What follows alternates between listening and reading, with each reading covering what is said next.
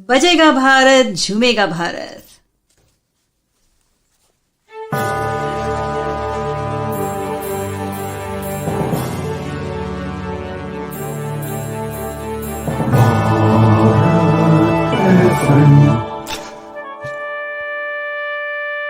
ये है Bharat FM.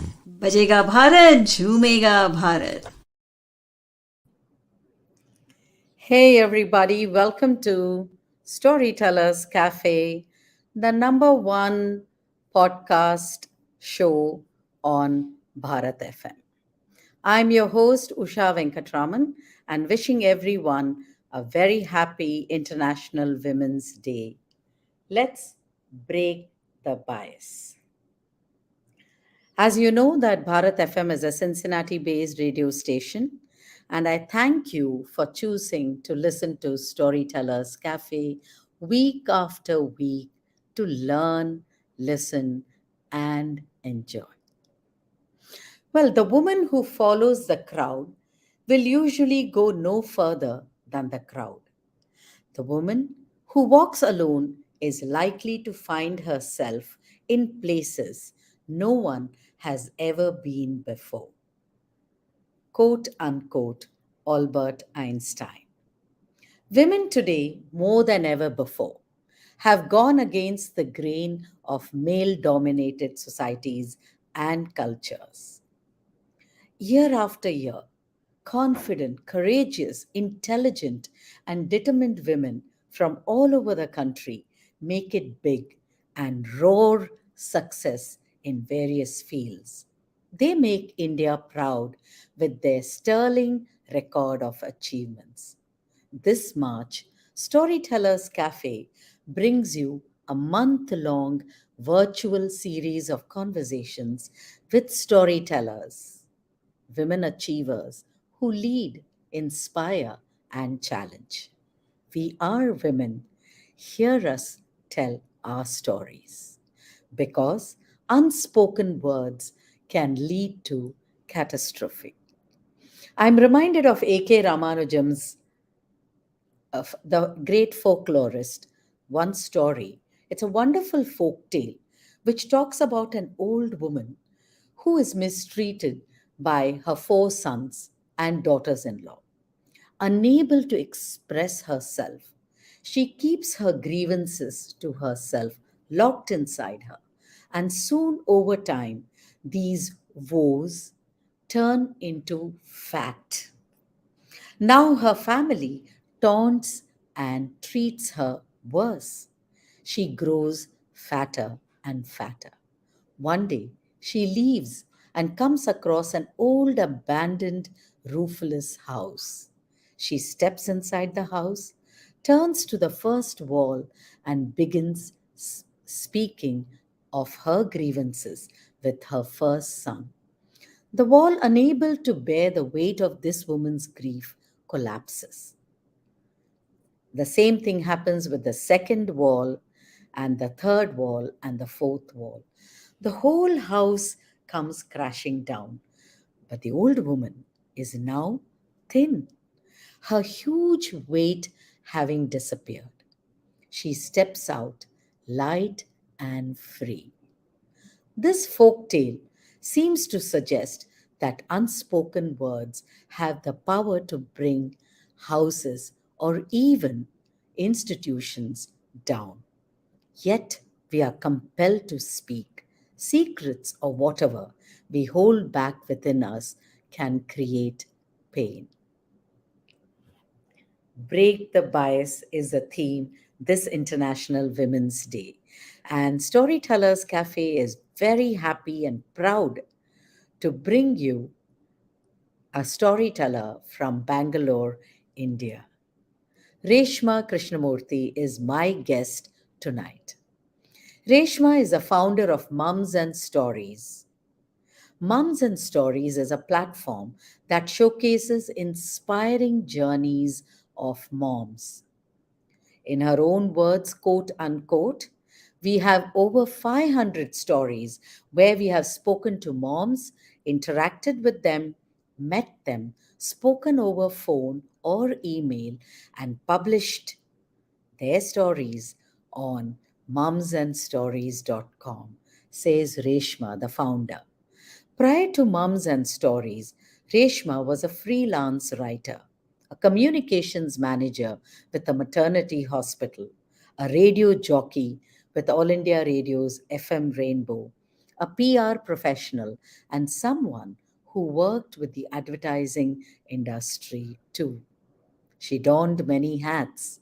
She has. In between these careers, Reshma has also been a stay at home individual and now runs Mums and Stories from her home office. You can follow Reshma on www.mumsandstories.com, that's the website, and on Facebook and on Instagram, it's Mums and Stories. Do check Mums and Stories out. And you will come across many podcasts there and inspiring stories. So here we go, friends. Let me welcome Reshma to our studios. Welcome to Storytellers Cafe, Reshma. We are very, Thanks. very happy. Yes. Thanks so much, Usha. Wishing you to happy Women's Day in advance, and thank you for inviting me for Storytellers Cafe on Bharat. It's a great pleasure, Reshma. I did go through your incredible stories on your website, and I'm sure our listeners are, you know, they would like to know more about it. Like I always say, for all the listeners now, you can definitely put your comments on the chat box and we can have it here on the screen in the last 5 minutes. And Reshma can answer your questions. Please do comment. We would love to hear from you. Reshma, like I begin always, what's your story? How did you come to this point in your life? I guess there are multiple stories, and that's what Mums and Stories is all about. Also, it is almost a culmination about what's been through the journey in the last 25 years, professional journey rather. So let me probably began where it all started right after college. I was studying advertising was one of the subjects in a year college in Mumbai University, and I was there, and that fascinated to me to no end. And then later we shifted to Bangalore. I joined an advertising agency, and it seemed appropriate that I join the client servicing. It was supposed to be more interaction, and that's how I wanted to be. All throughout the childhood, though, I was very much of an introvert person. So I think the break the bias was there, fighting with myself that I wanted to prove that I will be an extrovert when I want. And that seemed like the perfect opportunity, and there it began. And soon I was doing an evening course in a college, apart from working, I'm saying, and in the evening course was on public relations, and that fascinated me because it was on media and it was about contacts and clients, and I thought, yes, I need to jump. I don't know why I did that, but it seemed appropriate, and I joined a public relations agency and moved further. And about 5 years down the line on that, I had enough of it, and uh, somehow, if I think about it in hindsight, it was long erratic hours and so many other factors, and I wanted to be on the other side of how a PR professional and the media works. So I thought, what happens if you're on the other side? And it didn't seem appropriate. Meanwhile, I had done a diploma in journalism and creative writing. So I also joined a workshop on voice training, and that led me to All India Radio. uh, I joined the Akashwani over there, and initially I didn't get through FM Rainbow. And the next year when I applied, after a couple of shows and everything, FM Rainbow has been one of the cherished parts of my career because, of course, who doesn't like the adulation? Who doesn't like to have fans? Who doesn't like to play songs? Who doesn't like to, have a good time? All of it was there, and the seniors were good enough. There were opportunities to do interviews. That fascinated me again. So meanwhile, I started freelance writing with the Hindu and the Deccan Herald. It was good fun to see your name in the print. It gives you a good moral booster. It keeps your ego high. It keeps you, engaged and to write on topics that matter to you. After all this was there, of course, in personal life, I was married by then, and then afterwards, I was, I was going to have a baby, and then the topics of freelance writing soon drifted towards. I was thinking all the time about pregnancy and reading about it and trying to write about it. So the topics changed completely from that free spirited. That's what I assumed, and slowly I decided, okay, I'm going to be writing more about it. And where can I write more about it? So it dawned on to me that probably I need to be working for a hospital. And likewise, incidentally, rather, I worked in a hospital, maternity hospital, where my baby was delivered. And later on, I approached with them for the job, and yes, I was the communications manager. After about a year and a half, certain circumstances made me quit that, and now was the dullest phase, because I was stay at home, I had a baby, and I was like, oh, I've done it all, radio and print, and yes, a short stint in television too, in Kannada channel. All of that had happened, but it came the dull period, and I was wondering, what am I going to do? And it seemed like a blank paper. So probably about 3 years it took me to give myself a push, and the toughest time. And I think I started Mums and Stories because I thought, well, I'm hopefully good in approaching or writing stories about others. I can interview others. So I started with my son's, his classmates' mothers. In fact, the very first stories on Mums and Stories is about them, because I suddenly thought nobody's talking about the mothers in the world. I don't know why. It's always the corporate world, the moms who are this edgy and classy and all of these and go going and all that get going. Otherwise, it's the celebrity wives and the celebrity moms and all that. What about the ordinary moms? Who's talking about them? Nobody. So there I was. It was more to keep myself engaged. But it, I think, soon grew to a phase where I realized that this can grow bigger. And that's where it connected. Yes. And we began with more and more stories approaching mothers and writing about them. Yeah, that's where it began actually.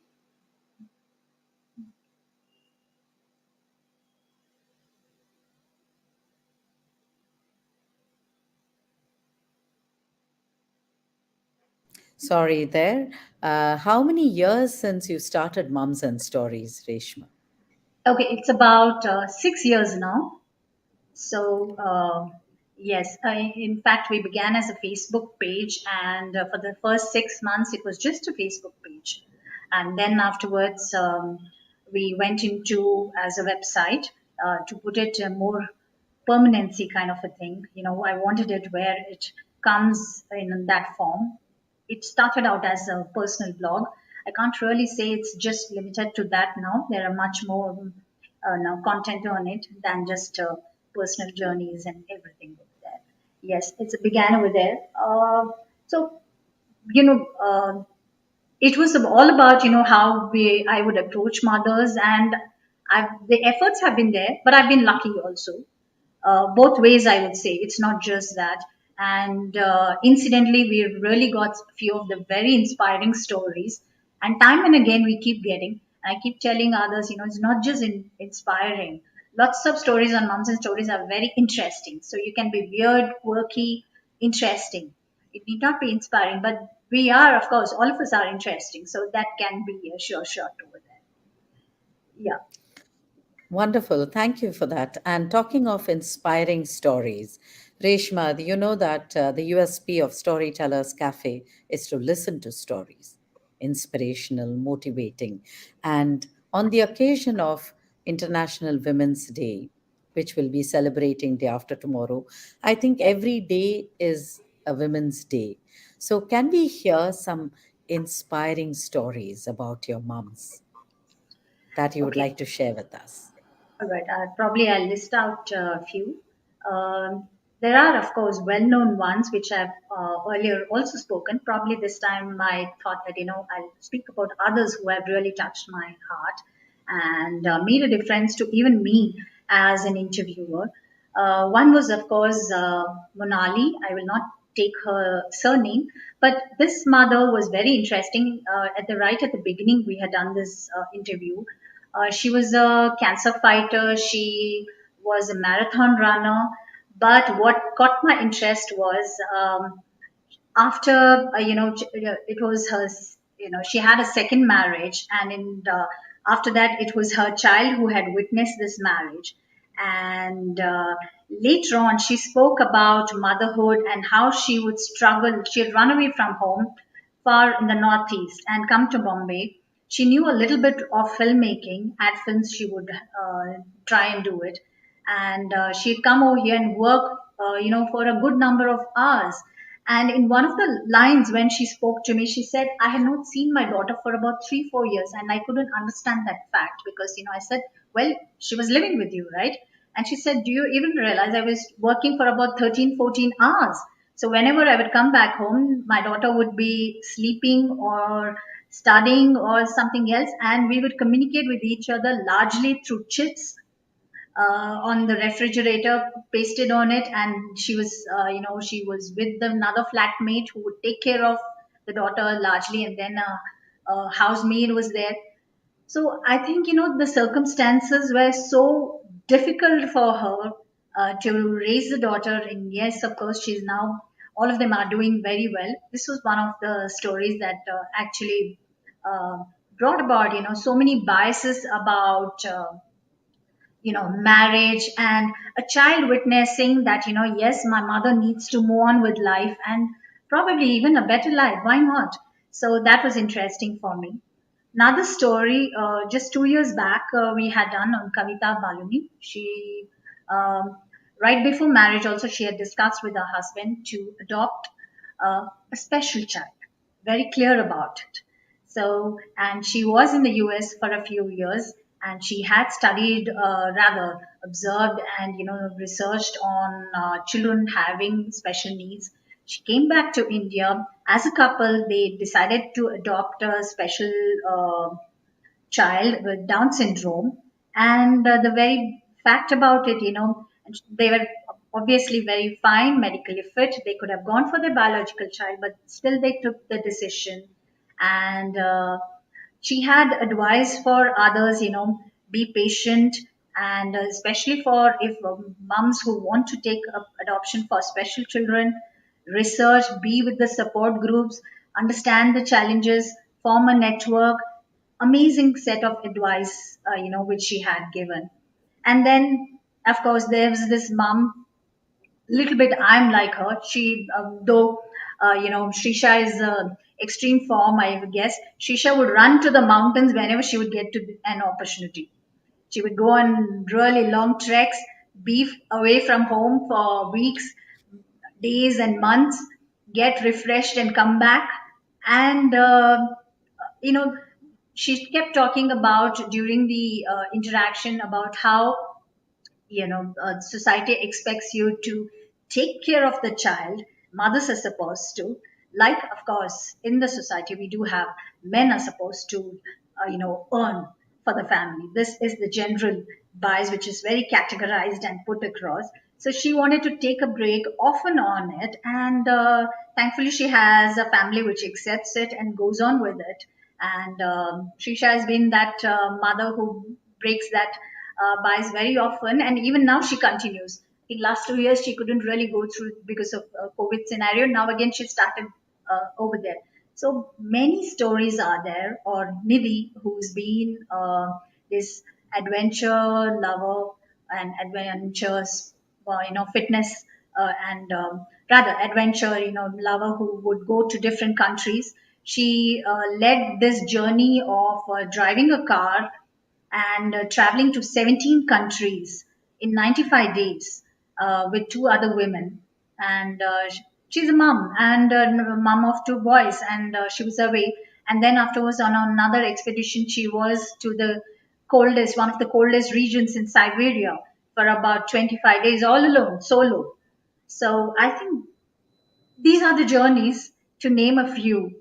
They keep breaking the bias, they keep breaking this notion. And largely I do these interviews, of course, for the readers, but for my own selfish reasons, that I get inspired.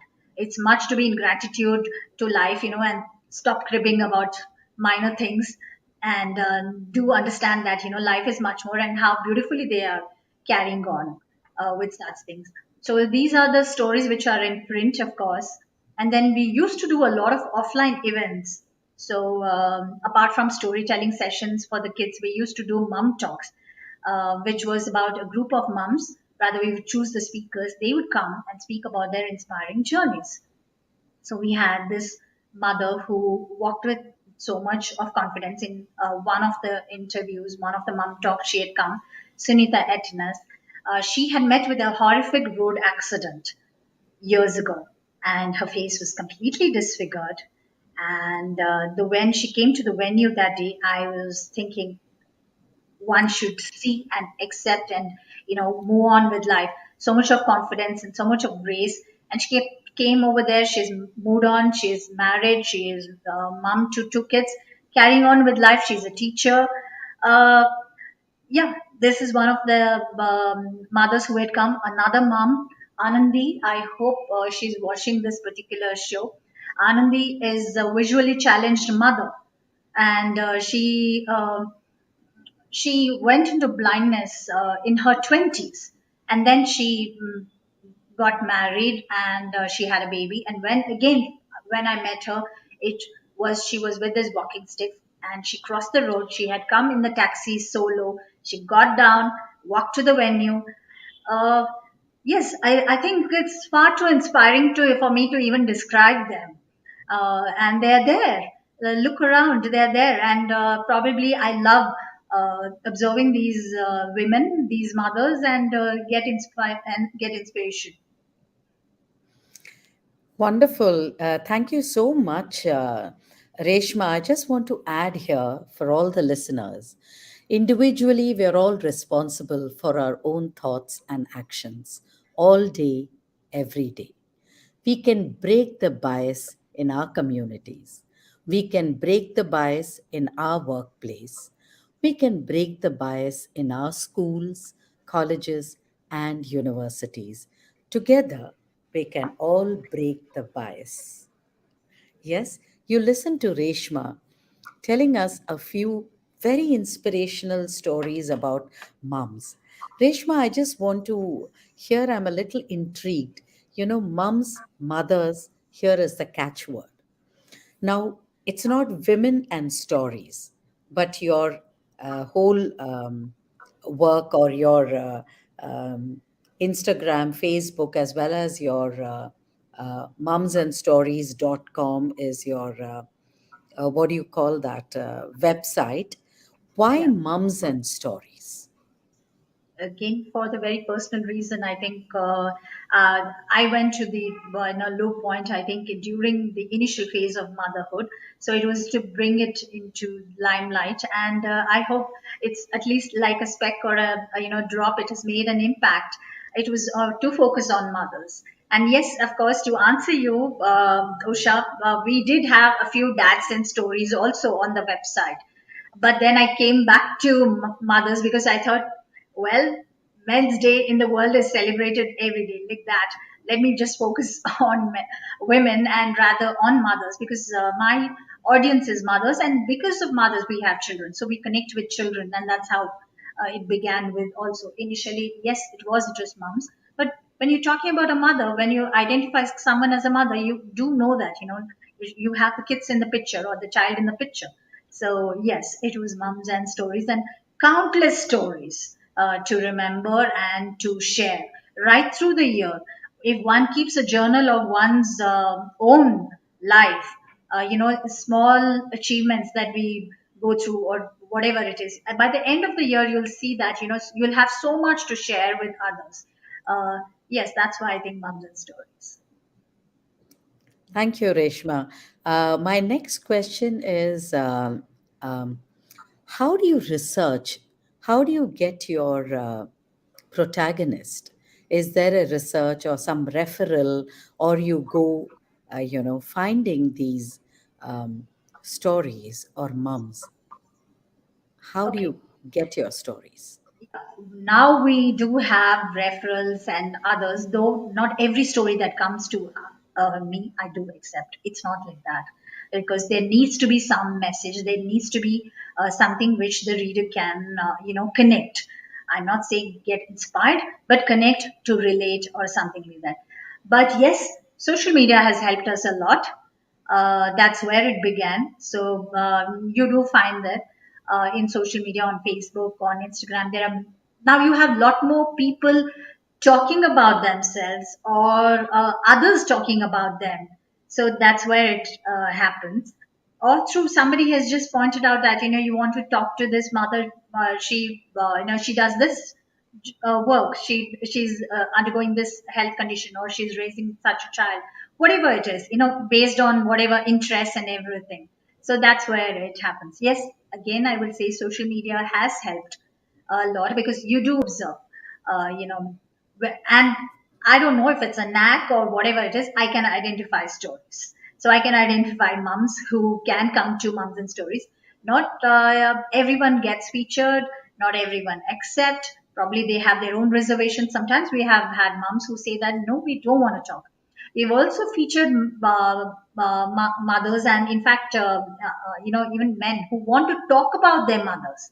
Sometimes even late mothers. We've had such stories also. Sometimes we've had these dads who come up and say that I want it as a tribute. And then when I listen to the story, if something is that, it must have impacted that individual so much that they want to, put it across. They've shared the photographs, they've shared, what the childhood has been. So it's been on mums that way also. I mean, daughters talking about, or sons talking about their mothers, how they've inspired. So that way also it has been. Yeah. Wonderful. And we can find all these stories on your website. You can find them They're all on the website, yes, on the platform, or they can connect with us. They can reach out to us. We work with brands, but we work with mothers. Work in the sense we do listen to stories, and it can be an email interaction. If it's Bangalore, I have generally met up. Not talking really about the last 2 years, but of course I've generally met up with mothers, and otherwise it's been through phone or WhatsApp or email interaction. It's been through everything. Yes. right. That brings me to my next question. What Mums and Story does in terms of offline events? In the last 2 years of the pandemic, I'm sure you've been having online events. Could Yes. you talk to us about it as to what you do in the offline events? So earlier, yeah, that's what we used to do. We used to have story sessions. That again, because there was a time when my child would expect me to narrate a story every single night, a new story, and I had to cook it up. It shouldn't be from a book. So he would give me 2 to 3 characters. Initially, it played on like that. So something like, a monkey or a pig or something, anything, a farmer. And then I'm supposed to put it across within the next 5 minutes, bedtime story, and put it across. This went on for a couple of months, and I realized that probably it's time for him to uh, read books, or, look at books and all that. So I started getting more and more books. And yet it would be like, for him to excuse me, pinpoint that a new story has to be narrated. So when this went on for a couple of months and weeks, and until one fine day I decided, okay, let me try it out, where I'm going to be putting up a story session for other kids. So initially we began with free sessions, and then when we had the audience, we thought that yes, this is a way to get mothers, get children, uh, mothers loved coming because they wanted an outing which is not mall oriented, which is not a fancy setting. This was in the gardens, this was with books, this was interacting with the other children, interacting with other mothers of the same, children of the similar age, so between 4 and 8, I would decide on the age group which would be there, who would be there. So moms of their that age group. So 20 to 25 children would be there. So, not just story session and activity perhaps, or making them do something. If it's the older group, making them read. So it began with that. And then afterwards, we used to have about mom talks. We had about 4 events in different venues, specified venues. That was there. But largely story sessions have been there. We've done with for Christmas, we've done for the Deepavali, we've done for, random things, yeah, if I can talk about so many stories I have been there, right from the beginning of the very first book, for children, we would point out, that, you need to talk about the book, The Very Hungry Caterpillar, to so many books, or the Gruffalo, we've had with the images and puppets for the Gruffalo, events like these that we've done. Yes. This used to be the offline events. Online events, of course, have been the live interactions, again, getting one specified mother and talking about it on various topics we've done on Facebook Live. We've done, yes. Wonderful. I also note that, Reshma, you also review children's books. Yeah. So, how did that come about? So as we were doing with books and story sessions and putting up on social media on Instagram, a prominent publisher noticed and approached us if we can launch their children's books in India. So we had to put out a proposal for them. And I think this is where the PR experience and everything came in hand. So we did that, we put out a story session for them. We put out a campaign kind of thing on social media. That's where it began. And that's when it struck me that why was I not even thinking about reviewing books? I've been doing story sessions and for children. So yes, children's books can be done. That's where it began. And also by then, yes, certain collection. I used to fancy buying books for my son and for story sessions. Any book that I would spot at the bookstore and everything, yes, this can be a good book to narrate, for other children. That's how we used to have. And then books came, and then when we began with one publisher, others started noticing it and they started approaching. And we in turn started approaching other publishers. It was two-way after a few months. So now we have, yes, we do have. Largely, it is between the age group of 5 or 6 till about 12, 13 years. Those are the books that we get to review. Yes, that's how it began, and it's been continuing. So we have about 300 or 350 books at home and going. Okay. Wonderful. So, Reshma, how has the pandemic been? You said you've had online events. And what are the future plans as the world is opening up, and we are facing a brighter tomorrow? Well, thank God for that. Uh, that it looks promising at least. The pandemic has been, I think, for very like every other brand or every other family surviving the pandemic. I think it's been that. So we've done whatever we could, also online interactions, Facebook Lives, and we had some amazing mothers, in fact, come and talk about during what women can do during the lockdown. We had Uma talking about it, or others, Nirja Ganesh, who spoke about how to get back to your career after a break. Yeah, or we had another mother who came and spoke about she's a financial expert, and she spoke about why is it important to pay attention to the finances at home, how much you are saving and how to go about it, a topic which is very conveniently brushed aside by most women, and thinking that somebody else will take care of all this. So whether it is the accounts, whether it's the taxes, whether it's the will, everything. So this mother came and spoke about it, and she's a financial expert. So we've had these interactions. We've had books to keep us going, and interesting stories coming through. In fact, just last month, Ketki, the I approached her for the story. Ketki Jani was a very regular, normal mom. Just going about office and household work and taking care of her kids. And this was 10 years ago, I believe. Suddenly, one day when she was in office, she's realized a huge chunk of her hair came about. Just came about.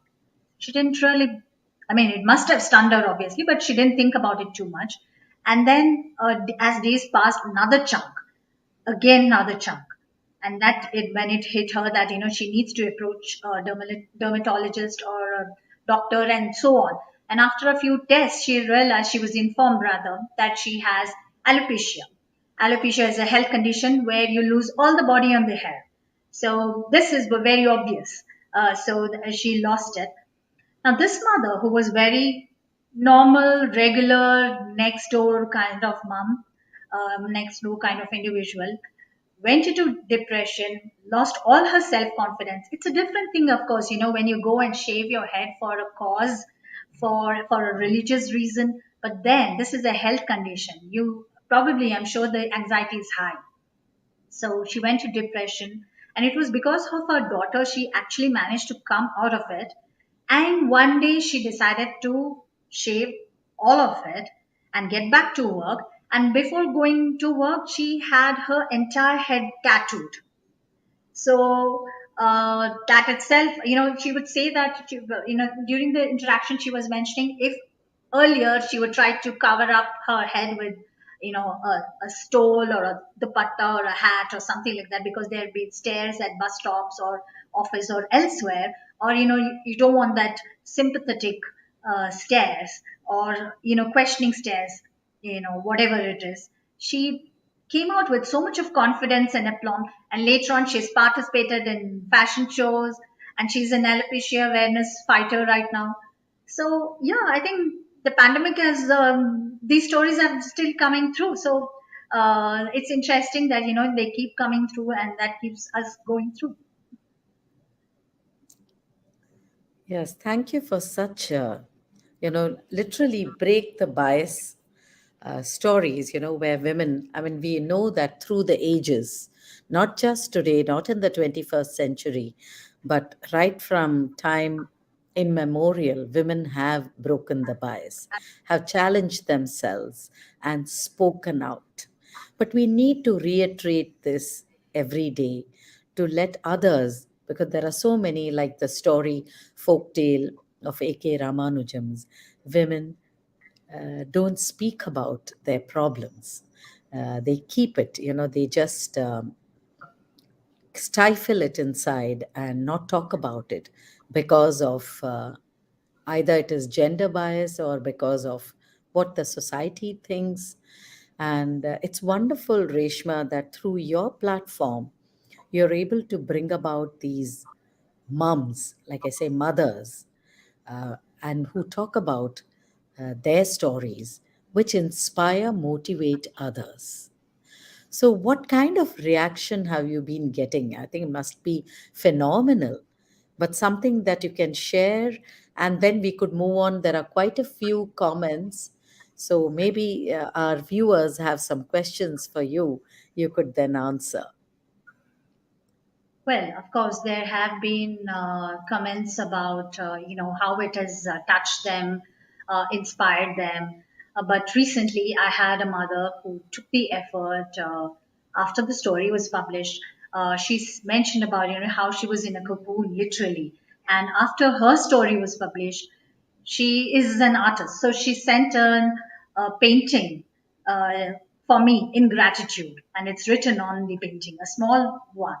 So that's been overwhelming for me. I have it in my home, and some of them, of course, they it's shock. Certain stories shock others. I think the viewers, I mean the readers. So sometimes there have been questions about, is it true? How do you research? Well, I would say that we do the basic research. You can't really question. We are not the spies here. We don't really. So I would like to believe the narrator who's telling me her story. Uh, and that was one place where I realized, because early on, when one of the stories in a divorce case in where one mom had spoken about how she's a single mom and all that. This individual, the man, had confronted on a separate email saying that, "Do you even know my side of story?" So uh, I had to then break it down to, of course, answering him politely, and of course, narrowing it down to my focus on the stories also is being like more on the motherhood side. I'm not interested in the personal what happens over there, because that's not where we are. And yes, there is a basic limit of how much you can research. And as I said, I would like to believe the narrator. I would like to believe the mother. Yes, of course. I agree with you. Reshma, we have one viewer from, I think, the YouTube. Uh, uh, he or she says, LM, one of the things that does happen is we stop whining and cribbing and start doing things. I guess when we Absolutely, listen to these inspirational stories, absolutely, right? yes. Thank you, LM. And um, Vijay, Vijay Nagaram Ayurved Bhandar says truly inspiring. And we have Prabha Rani saying Bahut Bahut Swagat, Shukriya. welcoming you. Thank you, Prabha. And we have Kanwal Sachdeva saying interesting journey, very varied experience. Thank you, And yes, thank you so much. And Alka Rani did not say anything. If you do want to still drop in your comments and ask Reshma, we have 5 more minutes before we wrap up this podcast. And just to inform you that you can always go back to Storytellers Cafe International Women's Day special with Reshma, and it is archived in our Facebook on Bharat FM page, as well as in the YouTube. You just have to type Storytellers Cafe with Reshma Krishnamurthy and it'll pop up on YouTube. So you can always go back and watch this podcast, this show, and share it with your friends and others, because truly these are inspirational stories. We know all the famous stories. I think, Reshma, you did interview Lakshmi, right? Yes. In fact, Uh, that was uh, very first celebrity story kind of a thing. okay. So, can you just give a background to the 2% of the audience? Sometimes I fall under that category who doesn't know who Lakshmi is. So, just for the uninitiated, if you could. Yeah. So Lakshmi, obviously, okay, she's known as the acid attack fighter, Lakshmi. She already had a page of her own. And while I was going through her page, just like that, one day scrolling, this was way early in Mums and Stories journey. And I happened to find that she was already a mother and she was quite young. Unfortunately, when she was just about, I think, 15 or 16 years, there was this individual who had poured acid on her, and she had survived to tell the tale, and she had become the ambassador to talk about it. So it was interesting for me at that point of time to talk to a mother who was an acid attack fighter. And I also asked her, what does your child feel, when she looks at you? And probably it might have been a little insensitive, and the answer just stumbled me when Lakshmi said that, the child doesn't know what, beautiful face or not is. The child knows only love. And that should be enough, right? What do you think as a mother? She just asked me. And that really, went deep down to, for me to understand about it, how we project ourselves. And Lakshmi has been this celebrity. This story, particularly when we put out, it related, many readers were very happy about it. And about 2 years back, I think Deepika had done a movie also based on a little bit, I think. But way then, of course, this movie and everything wasn't there, or at least I was not aware. So this was one of those celebrity stories. Then we had others also, probably it was the hairstylist Ambika Pillai in Delhi, how she had run away literally uh, from Kerala, from an abusive home, and set up her own chain of saloons in the country. How she began with the very first saloon, and how she got cheated afterwards by the business partner, and again came back, and her story about herself and her daughter. So these have been a few stories which have come into limelight also. Yes, so that was on Lakshmi and Ambika. Yeah. Wonderful. Thank you so much, Reshma, for sharing these stories and many more. So, viewers, I request you to go back to her website, mumsandstories.com, on the Facebook page, and there you can discover more. This whole story bag, sack full of stories. So you could just kind of read, or, take one story and assimilate it every day, because stories are like, our comfort cushions or something that we can rest on, uh, Yes. and put our feet up the day that you're feeling a little blue or lost. And then when you read these stories or listen to these stories, they do give you that definite pick me up. And then you say, okay, dust myself. Things are not so bad at all. I'm in much better place. Well, try that, and I'm sure you will be very happy. So, Reshma, before we end this storytelling podcast, do you have any last words or something for our viewers? Uh, I would say for everyone, regardless of you are a stay-at-home mother or someone who chooses or is privileged or gets the opportunity to work outside also, take time for yourself and be a little kinder to yourself. It's okay to have fun. It's okay to have this me time without uh, the other roles in picture. I know I'm talking about as a mother and everything, but I think it's very important to have the individual identity, and that's where the woman identity, or as an individual, it should be there. And if I have to talk about like mother to other moms, I would say that I'm still learning. I still have someone, a child who's just about to enter the teens, so I'm not too sure of that. But practical advice would be through it's nice to be the friends with the children, but remember you are the parent. So we're not really the friends. So it's important to, keep them grounded on this fact that there is a parent, there are parents, of course. So not really friends. We're not in the friend zone. Absolutely. Thank you, Reshma. Like I would say, cut yourself some slack, girl, women, young woman, children, whoever, like Reshma said, give yourself some me time. You need it. And please do break the bias. We are celebrating International Women's Day on 8th of March. That is on Tuesday.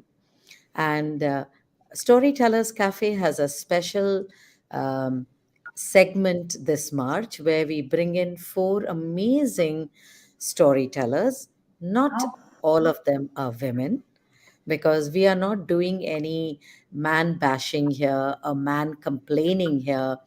It's just we would love to listen to a male voice talk about women.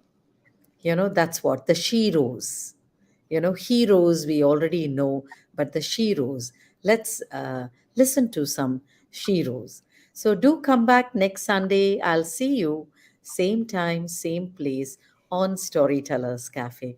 Thank you, Reshma, for being an amazing guest and for kickstarting our Women's Day special on Storytellers Cafe. thank you so much, Usha. Thank you. Welcome. This is Bharat FM. बजेगा भारत झूमेगा भारत.